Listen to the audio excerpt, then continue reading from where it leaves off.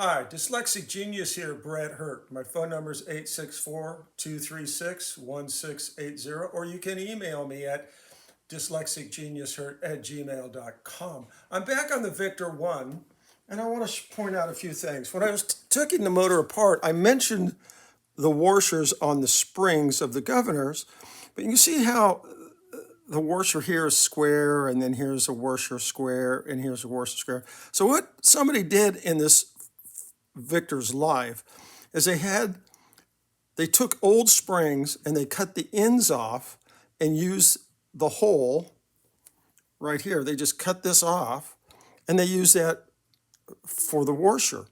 And what happens is when you look at the three springs, this one's a little bigger. This is homemade, and that hole is not centered on the spring. But when you turn it upside down, you go, oh, I have part of the old spring used as a washer here. Well, this doesn't work well. Also, nobody cleaned anything.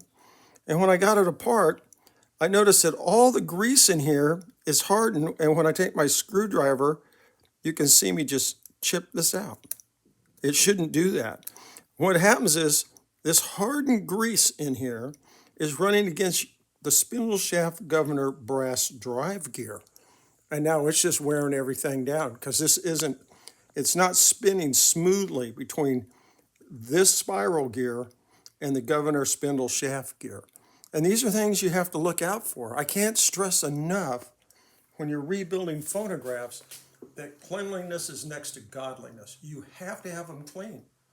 And this is why this thing wouldn't even play almost one record, because everything was gummed up and junk. When I took the spring barrel apart, there was still hardened old grease inside there from a previous work.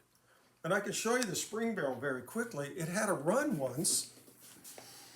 I'll just stick it on top of this can. And I've talked about these before, but you can see all the galling in here. All this, especially right in here.